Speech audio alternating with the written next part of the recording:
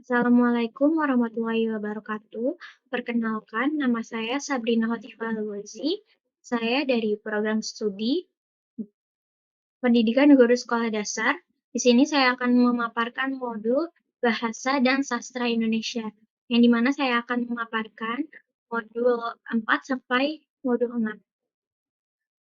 Yang pertama akan saya bahas yaitu modul 4, tentang menggunakan kosakata yang tepat.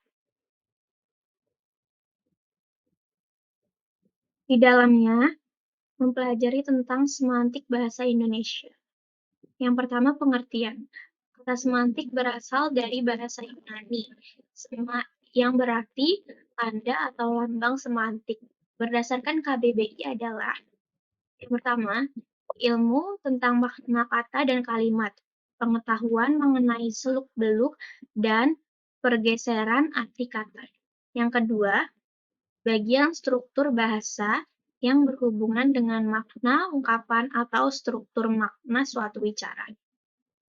Dalam menjelaskan makna, kata tidak dicukup dengan menggunakan kata lain.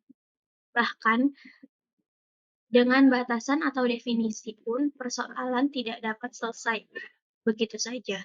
Menurut Samsuri, dalam Yudi Cahyono, tahun 1995, orang tidak mungkin mengganti urutan bunyi bagi konsep-konsep yang ada tanpa persetujuan dari anggota masyarakat pengguna bahasa. Selanjutnya, ragam makna. Ragam makna menurut para ahli semantik berbeda-beda. Ragam makna yang akan dibahas dalam kegiatan belajar ini meliputi yang pertama, makna leksikal dan makna gramatikal. Makna leksikal yaitu makna yang sesuai dengan referennya atau sesuai dengan hasil pengamatan panca indera kita. Makna tersebut nyata dalam kehidupan sehari-hari. Yang kedua, makna gramatikal, yaitu makna yang muncul karena proses gramatikal yang meliputi afiksasi atau pengimbuhan, eduplikasi atau pengulangan, dan komposisi atau pemajmukan. Selanjutnya, makna denotatif dan makna konotatif. Makna denotatif kata yang memiliki nilai rasa positif. Contohnya, gadis cantik itu berbadan langsing. Siswa yang berkelompok itu sedang mendiskusikan presiden baru.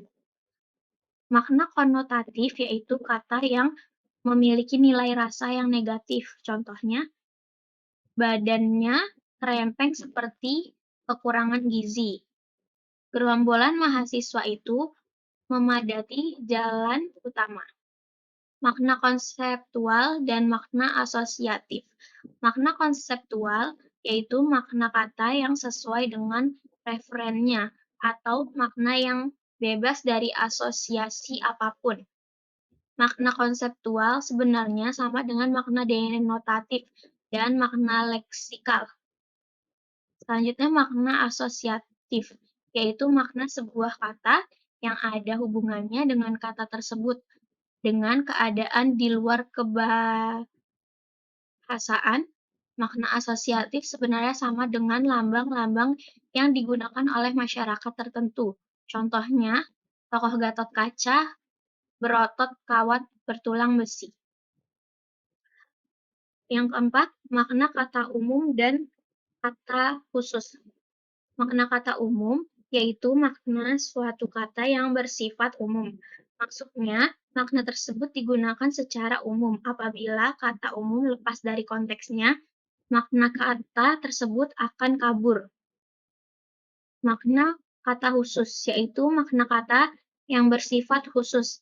Maksudnya, hanya digunakan di kalangan ilmu tertentu. Maknanya pasti dan tepat sehingga tanpa konteks pun kata khusus tetap jelas maknanya. Kemudian, relasi makna. Relasi makna atau hubungan makna antar sebuah kata, frase, klausa, dan kalimat lainnya. Yang pertama, sinonim dan antonim. Sinonim yaitu ungkapan, dapat berupa kata, frase, atau kalimat yang maknanya kurang lebih sama dengan makna ungkapan lainnya. Contohnya, kata mati dan tewas. Ketidakcocokan penggunaan kata dalam kalimat yang lain sesuai dengan prinsip dalam semantik yang bunyinya apabila bentuk berbeda maka maknanya pun akan berbeda. Selain perbedaan bentuk, ada beberapa faktor yang menyebabkan kata-kata bersinonim tidak dapat selalu dapat menggantikan, yaitu perbedaan waktu. Contohnya, hulu balang, masa lampau, sinonim dengan komandan, masa sekarang. Perbedaan daerah atau tempat. Contoh, kata lu bersinonim dengan kata kamu.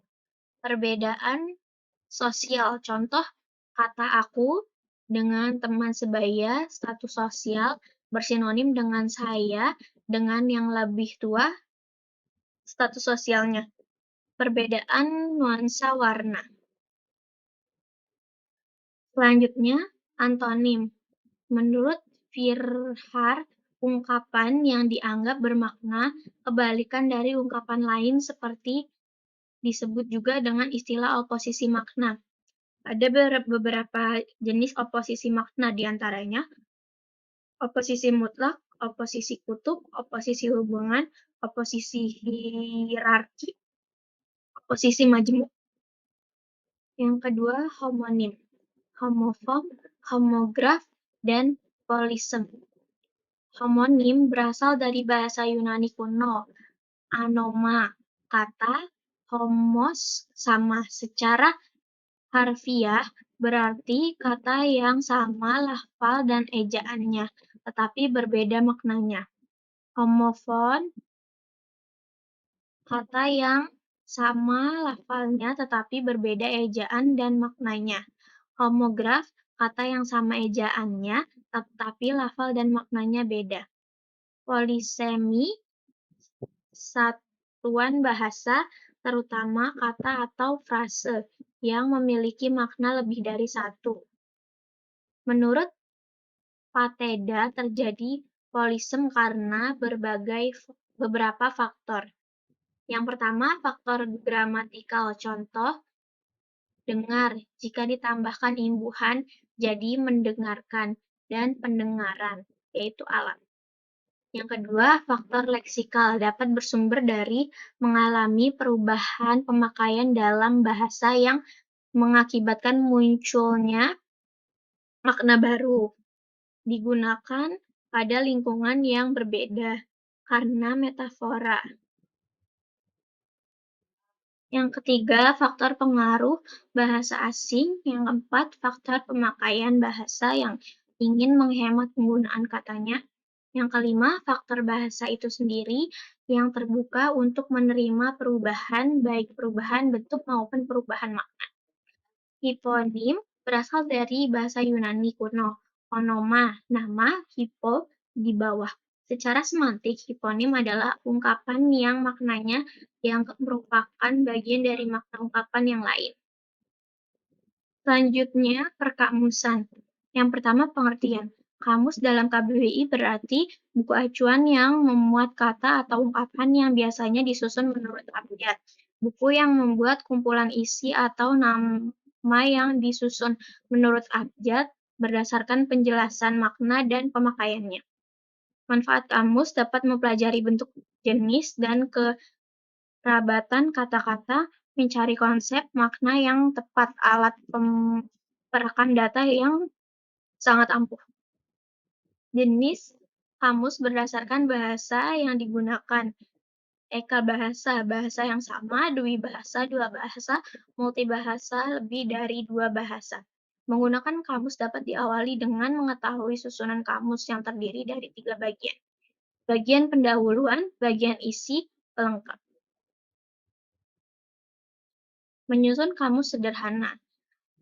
Pertama, tahap-tahap penyusunan kamus, yaitu persiapan, pengumpulan data, pengelolaan data, memeriksa ulang urutan abjad, penyelesaian data, klasifikasi data, pemberian referensi, penyuntingan, hasil pemberian definisi.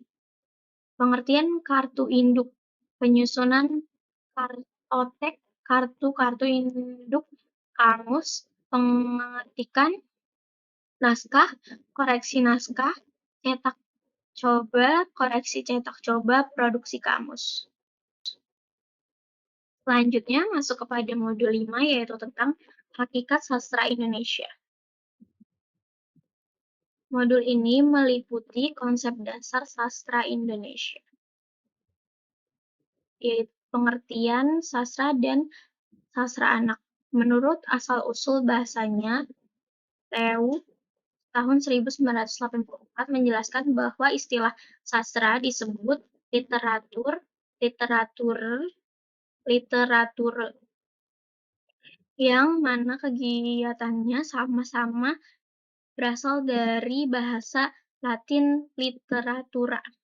Dalam bahasa Indonesia, kata sastra berasal dari bahasa Sanskerta, yaitu berasal dari akar kata sas, yang dalam kata kerja turunannya diartikan sebagai mengarahkan, mengajarkan, dan memberi petunjuk atau instruksi.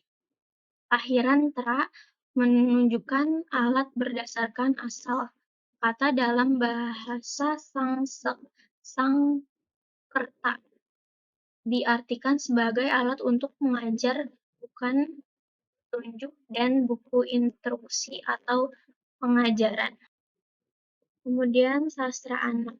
Sastra anak adalah karya seni yang imajinatif dengan unsur estetisnya dominan yang bermediumkan bahasa, baik lisan maupun tertulis, yang secara khusus dapat dipahami oleh anak-anak dan berisi tentang dunia yang akrab dengan anak-anak. Sementara itu, menurut Srumpat, sastra anak didefinisikan sebagai karya sastra yang dikonsumsi anak-anak dan diurus serta dikerjakan oleh orang tua. Pendek kata, sastra anak adalah sastra yang ditulis orang tua kepada anak-anak, sedangkan proses produksinya dilakukan oleh orang tua, termasuk dalam memberi arahan dan bimbingan dalam menentukan buku yang cocok untuk anak. Menurut Serumpat, ada 3 ciri sastra anak yang membedakan dari sastra dewasa. Yang pertama, unsur pantangan. Yang kedua, sajian yang dilakukan dengan gaya secara langsung. Yang ketiga, adanya fungsi terapan. Selanjutnya, genre dan fungsi sastra. Genre sastra adalah istilah yang sama untuk merujuk pada pengertian jenis sastra. Genre sastra anak dibagi menjadi 3 garis besar. Yang pertama, prosa, puisi, drama. Istilah prosa artinya sama dengan novel. Meskipun alam kemunculannya berbeda, namun dalam prosa yang sering ditemukan untuk bacaan anak adalah berbentuk cerpen, sedangkan novel hampir tiada. Kecuali novel-novel terjamin seperti Harry Potter. Sementara itu, jenis drama juga amat jarang ditulis, sedangkan jenis puisi sering kita jumpai baik dalam majalah anak-anak maupun koran edisi minggu yang berisi rubrik anak-anak.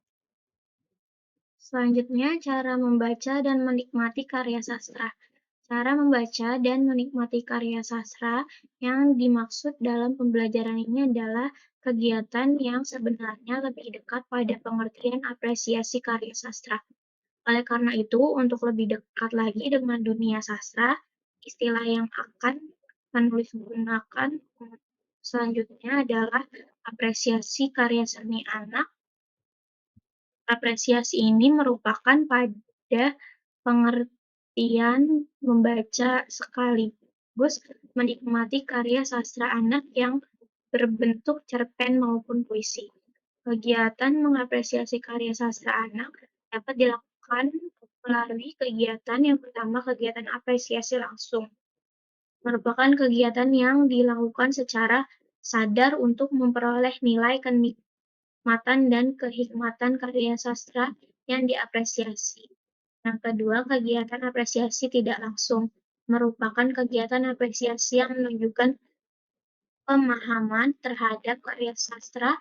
Kegiatannya meliputi 3 hal, yakni mempelajari teori sastra, mempelajari esai dan kritik sastra, serta mempelajari sejarah sastra. Yang ketiga, kegiatan pendokumentasian. Sebagai salah satu kegiatan apresiasi sastra, merupakan bentuk apresiasi sastra yang secara nyata ikut melestarikan keberadaan karya sastra bagi anak-anak. Upaya ini dapat dilakukan dengan meminta siswa membuat clipping tentang karya sastra anak yang dimuat dalam majalah atau koran. Pembuatan clipping ini dimaksudkan agar siswa belajar mendokumentasikan karya sastra anak secara baik. Yang keempat, kegiatan kreatif adalah segala bentuk kegiatan yang bertujuan untuk meningkatkan kesadaran, kecintaan, dan penghargaan terhadap sastra anak. Kegiatan dapat dilakukan dengan berbagai cara, seperti mengaktifkan majalah dinding yang menampilkan karya sastra anak secara berkala, melakukan kegiatan yang berhubungan dengan ekstrakurikuler sastra, misalnya membaca puisi dan bermain drama, mengirimkan hasil karya sastra ke majalah anak, koran, atau majalah sastra. Selanjutnya, unsur-unsur pembangunan karya sastra. Unsur intrinsik prosa, seperti sudah teman-teman ketahui bahwa sebuah karya sastra berbentuk prosa dapat berupa novel, roman, novelet, cerpen, dan beberapa istilah lain yang pasti berisi sebuah cerita tentang kehidupan khusus untuk anak-anak yang bisa dikelompokkan ke dalam cerita anak-anak. Sebuah karya prosa dibangun oleh unsur-unsur yang paling saling mendukung, yaitu yang pertama, tokoh, tema, alur, latar, gaya, pusat pengisahan. Yang pertama, tokoh. Tokoh, penokohan, dan perwatakan merupakan salah satu hal yang kehadirannya amat penting, bahkan sangat menentukan. Bukankah tidak mungkin sebuah karya fiksi hadir tanpa adanya tokoh cerita atau tanpa adanya tokoh yang bergerak di awal hingga akhir cerita? Keduanya juga merupakan satu struktur yang padan, gambaran tentang seseorang tokoh dengan segenap perilakunya, tentu saja sekaligus menguraikan tentang gambaran perwatakannya. Cara menghadirkan perwatakan dan penokohan ini dapat dilakukan pengarang dengan dua cara, yakni penggambaran secara analitik dan dramatik. Maksud dari penggambaran secara analitik adalah penggambaran langsung yang dilakukan seorang pengarang tentang watak atau karakter tokoh. Pengarang dapat menyebut bahwa tokoh tersebut seperti keras kepala, setia, penyabar, emosional, religius, atau lainnya. Yang dimaksud dengan penggambaran secara dramatik adalah penggambaran perwatakan yang tidak dilakukan secara langsung oleh pengarang.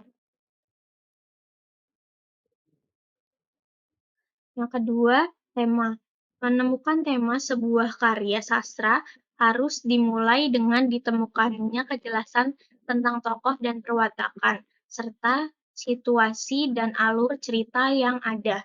Terlebih dahulu, kita harus menjawab apakah motivasi tokoh, apakah problem yang dialami sangat berat, dan berbagai dan bagaimana si tokoh mengatasi problem yang dihadapinya. Dengan kata lain, tema atau sering juga disebut gagasan sentral yang menjadi dasar cerita dapat pula kita identifikasi melalui konflik sentral yang terjadi. Tema pun dapat ditelusuri melalui berbagai verbal, yakni apa yang membuat suatu karangan tampak berharga dan mengapa pengarang menulis cerita tersebut. Bagaimana cara menjawabnya? Tentukan Tentukan saja Anda harus membaca cerita secara cermat, bagaimana demi bagian tidak melompat-lompat, dan jangan Anda berharap dapat menemukan tema hanya dengan membaca ringan. Yang ketiga, alur. Alur merupakan salah satu unsur penting dalam sebuah cerita. Rangkaian peristiwa yang terjadi dalam sebuah cerita yang dialami tokoh-tokoh dinamakan alur. Definisi yang lain juga menyebutkan bahwa alur atau plot adalah struktur rangkaian kejadian dalam cerita yang disusun sebagai sebuah interrelasi fungsional yang sekaligus menandai urutan bagian-bagian dalam keseluruhan fiksi. Dapat dikatakan bahwa alur merupakan perpaduan unsur-unsur yang membangun cerita. Yang keempat, latar atau landas tumpu. Yang dimaksud dengan latar atau landas tumpu adalah lingkungan tempat peristiwa terjadi. Bentuknya dapat bermacam-macam. Mungkin kampus, perdesaan, perkotaan, nama kota, nama daerah, dan nama negara, serta segala tempat yang dapat diamati dengan panca indera kita. Misalnya, suasana pasar malam. Biasanya, latar ini muncul pada semua bagian cerita atau pengalaman cerita. Latar cerita itu sendiri dibedakan menjadi dua bagian, yakni latar sosial dan latar fisik. Latar sosial meliputi gambaran keadaan masyarakat kelompok-kelompok sosial, seperti sikap, adat istiadat, cara hidup, dan bahasa yang digunakan. Yang disebut latar fiksi adalah tempat dalam wujud fiksinya, yaitu segala sesuatu yang membangun daerah tertentu. Yang kelima, gaya penceritaan. Yang dimaksud dengan gaya penceritaan adalah tingkah laku pengarang dalam menggunakan bahasa agar menimbulkan efek-efek atau penekanan tertentu.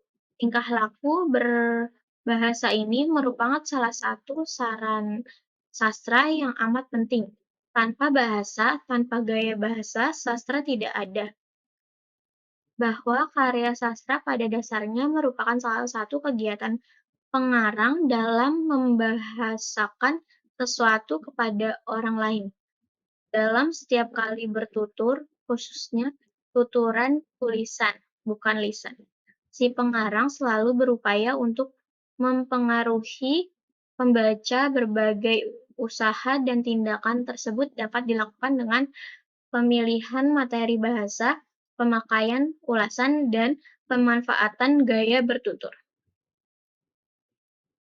Yang keenam, pusat pengisahan, yang dimana pusat pengisahan adalah posisi dan penempatan diri pengarang dalam ceritanya, atau dari mana seorang pengarang melihat peristiwa-peristiwa yang terjadi dalam cerita itu. Pusat pengisahan dapat dibedakan menjadi beberapa jenis, seperti pengarang sebagai tokoh cerita, pengarang sebagai tokoh sampingan, pengarang sebagai orang ketiga, dan pengarang sebagai pemain atau narator. Selanjutnya, unsur intrinsik puisi. Yang pertama, unsur intrinsik bunyi. Persajakan adalah ulangan bunyi baik berupa literasi maupun asonan. Yang kedua, orkestrasi adalah bunyi musik pada puisi. kombinasi satuan-satuan estetika bunyi, alat aliterasi, dan asonasi di awal, tengah, dan akhir. Yang kedua, unsur-unsur estetika satuan arti. Unsur-unsur ini berupa kata, frase, dan kalimat yang dipilih dan disusun untuk mendapatkan nilai estetika. Kemudian selanjutnya yang akan dibahas di sini yaitu modul 6 tentang cerita anak-anak. Cerita anak yang pertama ada pengertian. Cerita anak adalah karangan yang menuturkan perbuatan, pengalaman, kejadian, dan sebagainya yang ditunjukkan untuk anak yang ceritanya sederhana namun kompleks dan komunikatif serta mengandung nilai moral bagi anak dan pantas dikonsumsi oleh anak-anak. Serumpit berpendapat, cerita anak adalah cerita yang ditulis untuk anak dan berbicara mengenai kehidupan anak dan sekeliling yang mempengaruhi anak serta cerita itu hanya dapat dinikmati oleh anak dengan bantuan dan pengarahan orang dewasa. Ciri-ciri cerita anak. Rizka Toha Serumpit secara khusus menuliskan adanya 3 ciri yang dapat membedakan cerita anak-anak dengan cerita dewasa. Yang pertama, unsur pantangan. Unsur pantangan merupakan unsur yang berhubungan dengan segi isi cerita yang bersifat negatif, yang tidak pantas untuk diketahui anak karena unsur-unsur tersebut dapat berpengaruh pada perkembangan jiwa anak ke arah yang tidak baik. Hal ini atau unsur-unsur yang harus dihindari itu menyangkut persoalan-persoalan yang menyangkut masalah seks, cinta yang erotis, kekerasan atau kekejaman, kecurangan atau kelicikan, dan dendam yang menimbulkan kebencian. Yang kedua, penyajian. Cerita anak harus disajikan secara langsung, tidak belibet. Dialog dalam cerita anak-anak sangat diperlukan karena dapat membantu pemahaman anak terhadap cerita yang disajikan. Dialog yang diucapkan atau dilakukan para tokoh cerita harus wajar dan hidup. Maka bahasa yang digunakan harus singkat dan lugas, tidak menggunakan gaya bahasa yang biasa digunakan oleh orang dewasa. Yang ketiga, fungsi terapan. Fungsi terapan cerita anak-anak disusun dengan mengembangkan misi pendidikan, pengetahuan anak-anak, dan pengalaman tentang kehidupan. Fungsi terapan ditunjukkan oleh unsur intrinsik yang terdapat dalam cerita. Dapat pula diketahui informasi yang diketahui. Selanjutnya, manfaat cerita anak. Cerita anak-anak atau buku dapat menjadi sahabat karib bagi anak-anak yang memiliki peran besar dalam membantu perkembangan seorang anak. Cerita anak yang bagus dapat memberikan pandangan tentang rasa percaya diri, rasa aman, tentram sebagai anggota sebuah keluarga, anggota lingkungan sekolah, atau masyarakat. Cerita anak dapat menanamkan rasa peka dalam batinnya untuk bisa membedakan mana yang baik dan yang buruk, menanamkan kesadaran tentang kebenaran dan keadilan, keberanian, kejujuran, kesetiaan, pengorbanan, dan kehormatan. Cerita anak-anak dapat membuka mata hati anak lebih jauh ke depan untuk melihat tujuan dan hakikat hidup yang sebenarnya. Nilai edukatif bisa mendidik anak-anak akan rasa cinta tanah air dan bangsa, cinta seni, profesi, dan rasa tanggung jawab yang tinggi. Pada akhirnya, cerita anak akan membantu anak dalam memecahkan masalah sendiri. Jenis-jenis cerita anak.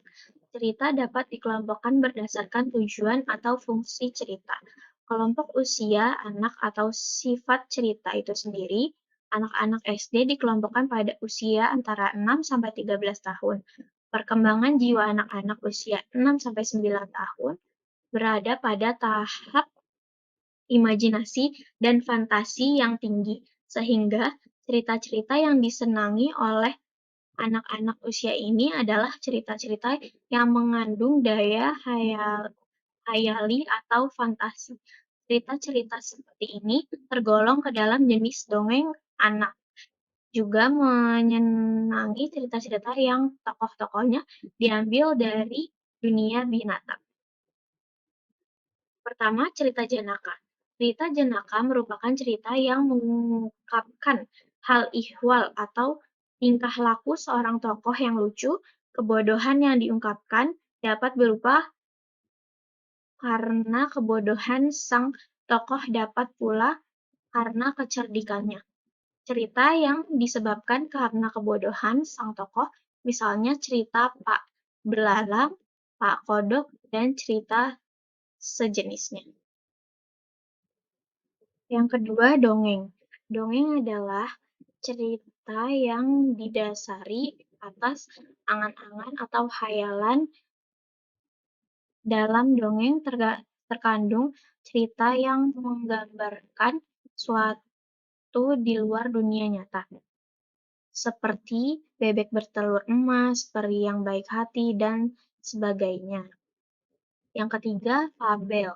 Fabel adalah cerita yang menampilkan hewan-hewan sebagai tokoh-tokohnya. Di dalam fabel, para hewan atau binatang digambarkan sebagai layaknya manusia yang dapat berpikir, berkreasi, dan berbicara. Fabel mengandung unsur mendidik karena diakhiri dengan sebuah kesimpulan yang mengandung ajaran moral. Yang keempat, legenda. Legenda adalah cerita yang berasal dari zaman dahulu. Cerita legenda bertalian dengan sejarah yang sesuai dengan kenyataan yang ada pada alam atau cerita tentang terjadinya suatu negeri, danau, atau gunung. Dalam bukunya, Suwardi memaparkan bahwa legenda adalah cerita asal-usul suatu tempat dengan ditandai adanya tokoh makhluk superior. Jadi, legenda artinya suatu cerita yang dianggap benar oleh masyarakat. Kebenarannya itu dianggap sebagai kebenaran dari segi sejarah atau kepercayaan semata-mata. Yang kelima, mite atau mitos. Mite atau mitos merupakan cerita yang berkaitan dengan kepercayaan kuno, menyangkut kehidupan dewa-dewa atau kehidupan makhluk halus. Mitos adalah cerita yang mengandung unsur-unsur misteri, dunia gaib, dan alam dewa. Tokoh-tokoh mitos mengandung kekuatan yang hebat dan memiliki kekuatan gaib. Yang selanjutnya, unsur pembangunan cerita anak. Yang pertama, tema cerita. Tema adalah sebuah cerita ibarat fondasi. Pada sebuah bangunan, ini artinya elemen atau unsur yang pertama harus ada dalam sebuah cerita, yaitu tema. Jika direnungkan, hasil membaca sebuah cerita akan dapat dirasakan bahwa pengarang bercerita tidak hanya sekadar ingin menyampaikan sebuah cerita, dan di dalamnya memiliki sesuatu yang dibungkus dalam cerita. Kemudian amanat. Amanat adalah sebuah cerita anak-anak yang bersifat mendidik dan mengandung ajaran moral, pengetahuan, dan keterampilan. Hal-hal tersebutlah yang menjadi tujuan dari seorang pengarang. Pesan moral pada sebuah cerita dapat disampaikan secara nyata, implisit, yaitu jika jalan keluar atau ajaran moral itu tersirat di dalam tingkah laku tokoh, sedangkan eksplisit yaitu jika pengarang pada tengah atau akhir cerita menyampaikan seruan, saran, peringatan, anjuran, larangan berkenaan dengan gagasan yang mendasari sebuah cerita.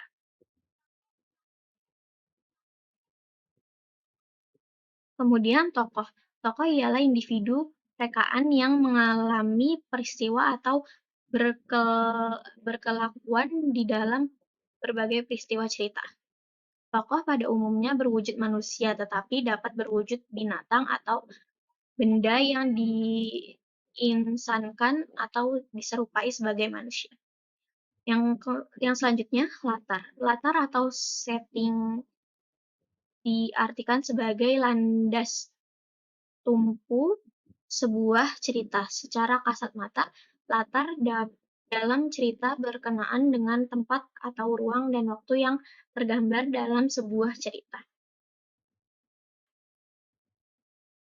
Selanjutnya unsur-unsur cerita anak. Yang pertama, analisis tentang tema bertujuan untuk mengetahui tema atau gagasan dasar yang disampaikan oleh pengarang. Yang kedua, analisis tentang tokoh. Dalam menganalisis tokoh sekaligus penokohan, Anda harus mencermati karakter para tokoh dan peran dalam cerita tersebut. Selanjutnya yang ketiga, analisis tentang latar atau setting. Dapat Anda analisis melalui tempat kejadian setiap peristiwa yang digambarkan dalam cerita tersebut. Analisis tentang alur. Alur adalah jalinan peristiwa yang diuntai oleh pengarang menjadi cerita yang utuh. Analisis tentang sudut pandang biaan atau akuan dipilih pengarang berdasarkan tujuan pengarang dalam bercerita. Sekian yang dapat saya sampaikan. Apabila ada kekurangan, saya mohon maaf. Wabillahi taufiq wal hidayah. Wassalamualaikum warahmatullahi wabarakatuh.